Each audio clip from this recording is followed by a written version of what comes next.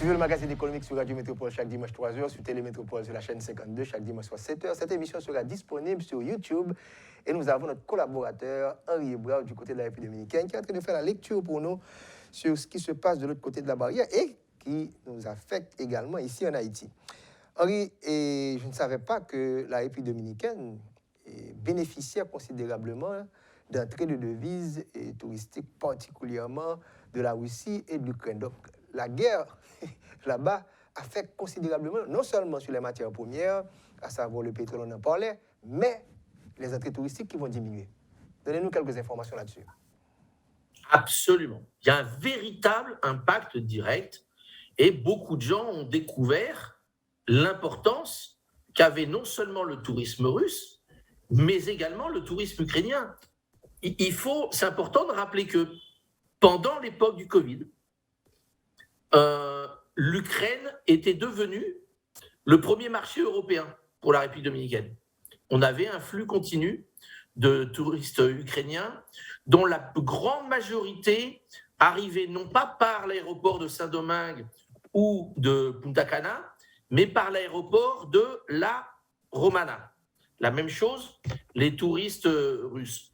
Le tourisme russe était devenu tellement important pour la République dominicaine que cette année, pour 2022, la projection était de recevoir 50 000 touristes russes par mois. C'est-à-dire qu'on espérait recevoir cette année à peu près 600 000 touristes depuis la Russie. C'est beaucoup de touristes.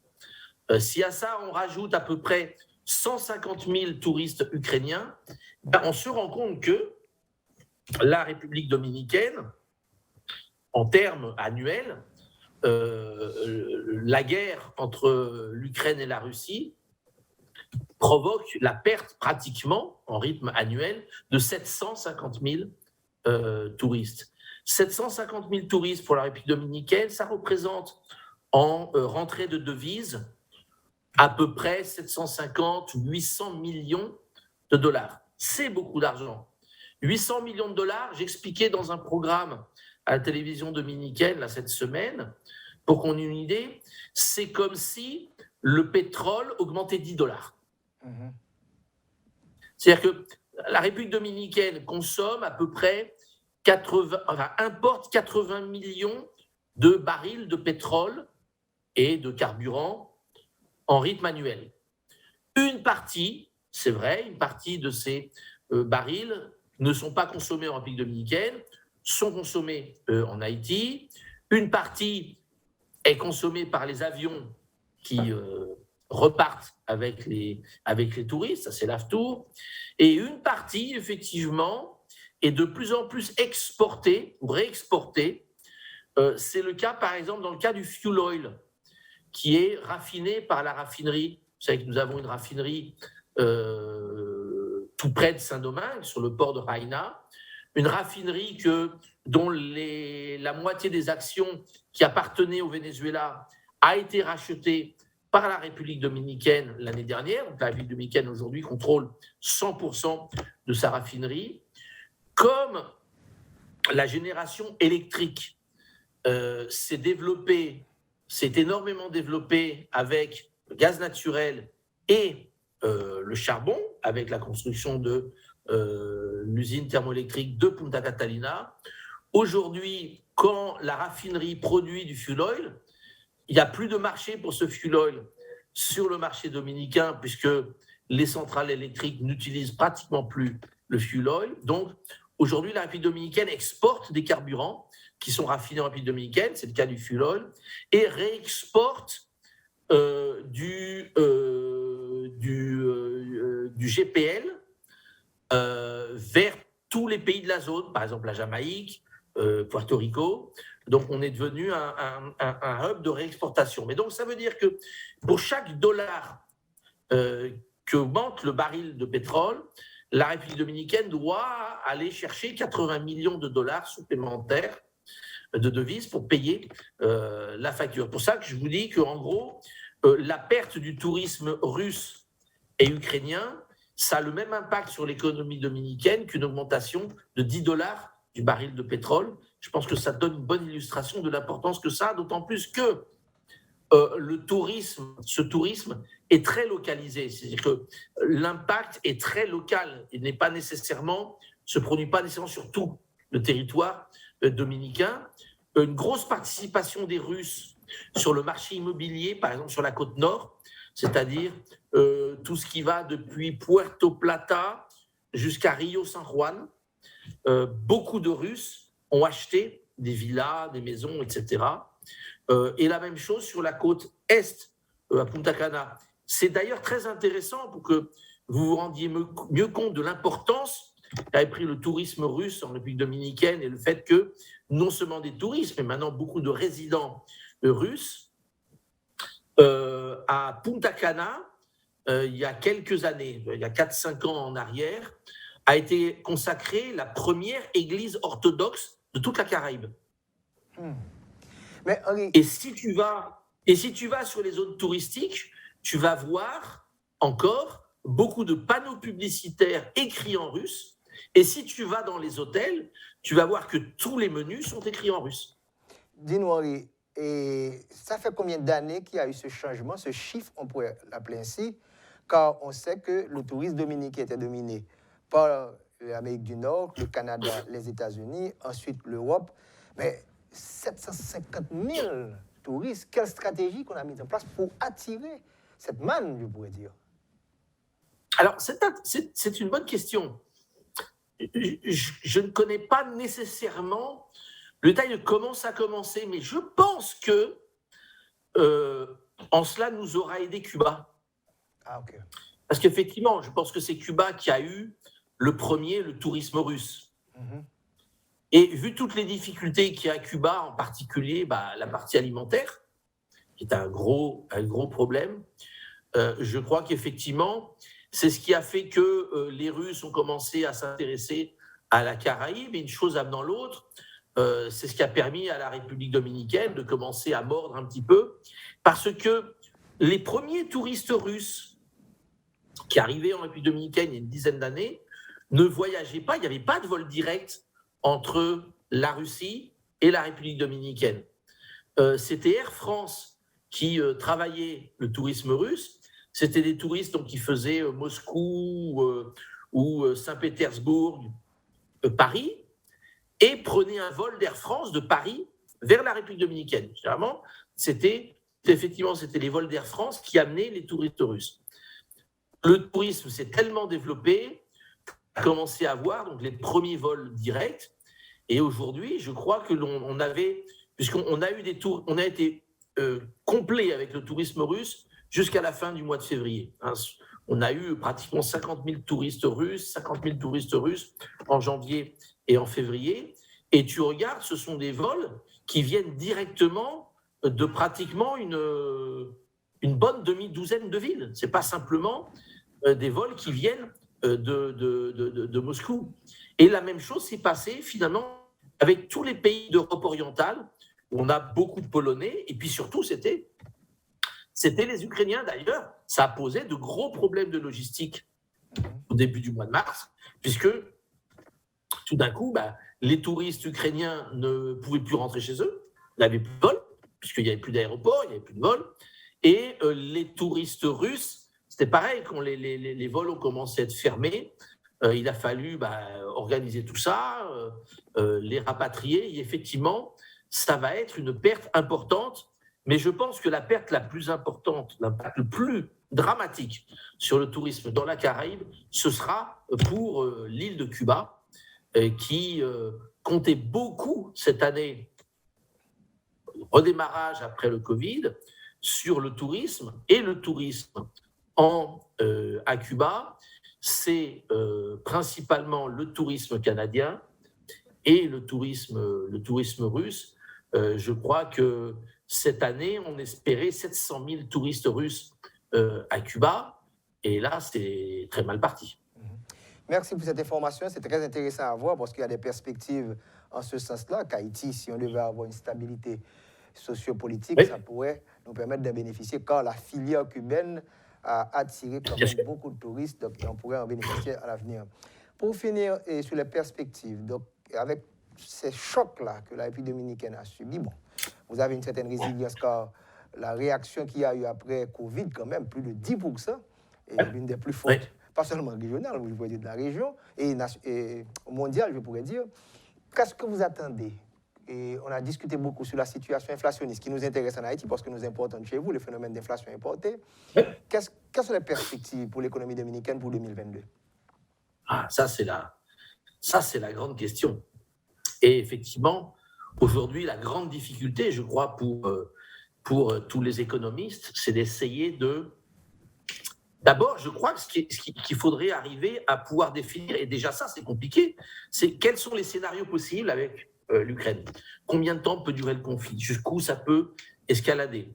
À partir de quand on va revenir vers un schéma de paix? Une fois qu'on a une paix, quelle va être la nouvelle situation globale? Bon, une fois qu'on a défini ça, on peut réviser un petit peu tous les chiffres. Ce qui est très clair, et je pense que la République dominicaine, comme tous les autres pays, a cette même situation. On a un budget 2022 qui avait été approuvé, qui avait été préparé en septembre de l'année dernière, approuvé par le Congrès début décembre, et qui parlait d'un monde qui n'est plus tout à fait le même aujourd'hui. On espérait une croissance de 5,5% du PIB, grâce à une forte croissance toujours aux États-Unis, avec un pétrole à $62 et des taux d'intérêt qui commençaient à peine à monter, et une inflation modérée de 4%. Bon, il est très clair que aujourd'hui, on ne vit pas du tout dans le monde qui était prévu ou qui était projeté dans le budget. Les autorités dominicaines vont présenter au Congrès, j'imagine, au mois de juin, ce qui serait une loi rectificative pour modifier le budget 2022. Je crois qu'une des premières conclusions va être la croissance va être revue sérieusement à la baisse. Sérieusement à la baisse. Yep. On a vu une publication le mois dernier du Bank of America qui parlait qu'un des premiers impacts de la crise, et ce n'était pas encore avec le conflit en Ukraine, au lieu de 5,5, on parlait d'une croissance entre 4 et 4,5. Je pense que ça, ce serait vraiment un très beau résultat si on pouvait clôturer l'année de cette façon-là. Je pense que si on révise les chiffres en fonction de, malheureusement, les impacts de la guerre en Ukraine sur l'économie mondiale, qui est revue à la baisse par tout le monde, hein. L'OCDE a revu à la baisse. Je pense que dans 15 jours, le Fonds monétaire international va revoir également à la baisse les projections. Moi, aujourd'hui, je commence à travailler là, cette fin de semaine sur les projections, mais je pense que si on a une croissance qui dépasse les 3%, ce serait un très, très beau résultat, parce que je crois qu'il va y avoir un autre impact important. Une des politiques qui démarre d'ailleurs aux États-Unis depuis la semaine dernière, c'est la remontée des taux d'intérêt. Et la remontée des taux d'intérêt, je crois qu'elle va être violente. Elle va affecter d'ailleurs peut-être beaucoup plus 2023 que 2022. Donc je pense qu'on rentre dans un nouveau cycle où au lieu de voir une accélération de la croissance économique, eh bien tout au contraire, on va voir une désaccélération du rythme de croissance, et l'époque de l'argent pas cher est résolue. Ça, je crois que c'est fini. Je crois qu'on peut prévoir pour les États-Unis 5 ou 6 augmentations des taux d'intérêt d'ici la fin de l'année, des taux d'intérêt qui probablement seront au moins à 3% cette année. Et ça veut dire que donc ici également en République dominicaine, on va être obligé d'augmenter les taux d'intérêt, et ça, on sait l'implication que ça a sur l'activité économique. Il va y avoir un freinage conséquent, mais qui sera surtout visible en 2023. Moi, je crois que c'est vraiment 2023 va être une année difficile où peut-être certains prix commenceront à baisser, mais on aura un rythme de croissance qui sera très faible. Je crois que 2022 sera une meilleure année que 2023, c'est te dire comme va être difficile 2023. Tout à fait. On retourne à la période de Paul Volcker, à savoir l'augmentation considérable des taux d'intérêt aux États-Unis pour combattre l'inflation. Donc, c'est la période quand même de taux d'inflation élevé aux États-Unis, choc pétrolier. Donc, c'est l'histoire économique et ça se répète, pas vrai? Et maintenant, le montant du budget de la République dominicaine, c'est la loi initiale. C'était quel montant qu'on avait? Je ne sais même plus comment on dit en français, parce que l'on a dépassé les 1000, ça doit être 1 trilliard de pesos, 1000 milliards. Puisque les recettes fiscales, la projection, c'est 830 milliards de pesos. 830 milliards de pesos de recettes domestiques, pas vrai? Oui, c'est ça. Okay. Plus après, donc le financement du déficit, je crois qu'on va être à 1040, 1050. Mais ça, c'est probable qu'on finisse l'année avec un déficit un petit peu supérieur pour justement tenir compte des importantes subventions au carburant. C'est ça. Et penser, alors là, si les prix du pétrole se maintiennent à ce niveau-là au deuxième semestre, la grande question, c'est est-ce qu'il sera prudent, possible, de continuer de mettre sur la table, de cramer 800 millions de pesos par semaine pour essayer de maintenir quelque chose qui est contre nature, parce que si le pétrole monte, à un moment donné, on ne peut plus lutter contre ça. Et ça aurait des conséquences très importantes. Et n'oublie pas que ça y est, en 2023, on est en année électorale déjà, puisque au mois d'août, le président Abinader arrive déjà à la première moitié de ce mandat de 4 ans. Donc le temps passe très, très vite. 830 milliards de ressources domestiques. Et on estime à combien, avec les subventions, ça va diminuer de plusieurs milliards? Alors, après, il faudra voir les arbitrages, etc. Il faudra voir si l'inflation t'aide un petit peu à avoir plus de recettes. Tout à fait. Tu as raison. Pour finir, ça, il faut refaire. Tu as parlé d'élection. Moi, je crois qu'effectivement, il faut refaire complètement le budget pour tenir compte de ces réalités-là et voir prudemment qu'est-ce qu'il est encore possible de garder comme subvention, de manière à ce que s'il ne reste plus que 2 choses à subventionner au niveau des carburants, ça devrait être en priorité le GPL qui est utilisé dans les foyers pour la cuisine, le GPL pour le transport public, et puis le gasoil dont on a besoin pour les secteurs productifs et plus spécialement pour l'agriculture.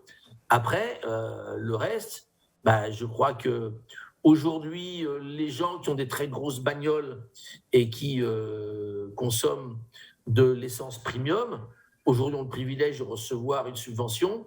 Je ne suis pas certain qu'il soit souhaitable de prolonger l'expérience à partir du mois de juillet, parce que là, il vaudra mieux, au lieu de subventionner le propriétaire d'une grosse Jeepeta, comme on les appelle ici, il vaudra mieux utiliser cet argent, s'il est nécessaire, pour subventionner le pain, le riz, le poulet, que sais-je. Comme on voit aujourd'hui, une expérience très intéressante, pour terminer ma réponse, tous les jeudis, en République dominicaine, tous les supermarchés commercialisent un paquet spécial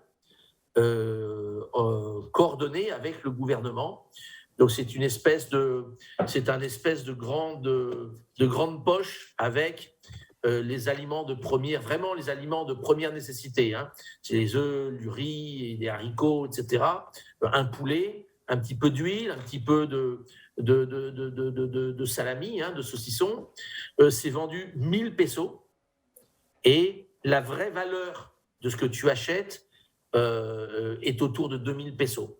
Pour contrôler l'inflation. C'est une subvention qui va directement chez les gens. Mais tu vois, aujourd'hui, c'est complètement généralisé. C'est-à-dire, moi, si je veux acheter ce truc-là, je peux le faire. Je pense que dans un futur peut-être pas si lointain que ça, vu tout ce que ça coûte, il faudra limiter et s'assurer de prioriser cette subvention vraiment seulement vers les foyers qui doivent le recevoir. Ciblé. Voilà. Quel est le prix du premium actuellement en République dominicaine, le gallon de premium en République dominicaine, en dollars américains? En dollars américains, le gallon est à, je vais te dire exactement, pour pas te dire de bêtises, on doit être à $4,47, un truc comme ça, je te confirme. Hein. $4. Non, je t'ai dit une bêtise. $5,34. Le prix du gallon de premium en République dominicaine, $5,34. Le gallon premium, $5,34, on est à 293 pesos. Et l'essence normale est à $4,99. Et donc le gasoil est à... alors là, il faut que je fasse le calcul vite fait. C'est 221,60 en pesos. Que si on divise les 221,60 par... On était à 50... on va compter... 55, ça fait $4. $4, le gasoil. Maintenant, les élections pour finir, ça veut dire est-ce que Abinader va se positionner encore pour un deuxième mandat? Pardon? Abinader sera là pour un second mandat? Il va être candidat pour un second mandat? Bon, c'est encore tôt pour parler de ça, mais bon, comme la réélection est permise par la Constitution, tout porte à croire qu'effectivement, ça doit faire partie des possibilités, bien sûr. Mais je crois qu'il y a des candidats au niveau du parti également, le PRM. Oui, sans doute. Mais je pense qu'effectivement, la logique voudrait, puisque les institutions le permettent, il est fort à parier que, sauf accident, sauf accident, le président serait certainement candidat à sa propre réélection. OK. Et Fernandez est toujours sur la ligne? Pardon? Léonel Fernandez est-il toujours en course politique? Oui. Absolument. Et dernièrement, d'ailleurs, on le voit parler beaucoup de l'inflation. Ah, il se positionne. Et oui, ça, je crois que dans tous les pays du monde, ce thème de l'inflation est une très mauvaise nouvelle pour les gouvernants en place. C'est bien ça. Et les leaders de l'opposition pensent que ça pourrait être du pain béni pour eux. Tout à fait. Bon, je crois que ça, tu le vois en Haïti, tu le vois en République dominicaine, mais je pense que tu vois ça aux États-Unis, en France, un petit peu partout. Je crois que ça fait partie de la nature des choses. Dans le prochain rendez-vous, on parlera certainement des élections aux États-Unis, les midterms. On se rappelle qu'on avait pris engagement pour regarder avec beaucoup d'attention ce qui se passe du côté des États-Unis. Henri, encore une fois, je ne sais comment te remercier pour toutes ces informations qui nous intéressent beaucoup plus, car il y a beaucoup plus d'Haïtiens. On estime à plus de 500 000 Haïtiens actuellement, selon la dernière enquête de l'Institut de la migration, c'est ça? Oui, je pense qu'on n'a pas un compte très précis, mais je pense qu'effectivement, je dirais pas moins de 500 000, pas plus d'1 million. Hein. Je pense qu'effectivement, on n'a jamais eu un compte peut-être très, très, très précis, mais c'est vrai que ce sont des échanges qui sont significatifs, effectivement. Muchas gracias, señor. Hasta la vista. Muchísimas gracias. Saludos a todos ustedes. Hein. Un salut spécial à tout ton important public et merci encore une fois de me donner l'occasion de parler un petit peu d'économie en français et de pouvoir échanger un petit peu sur la réalité de nos deux pays. Okay? Merci beaucoup et à la prochaine. Merci beaucoup. À bientôt. Merci, chers téléspectateurs, auditeurs, d'avoir été avec nous et les internautes. À la semaine prochaine.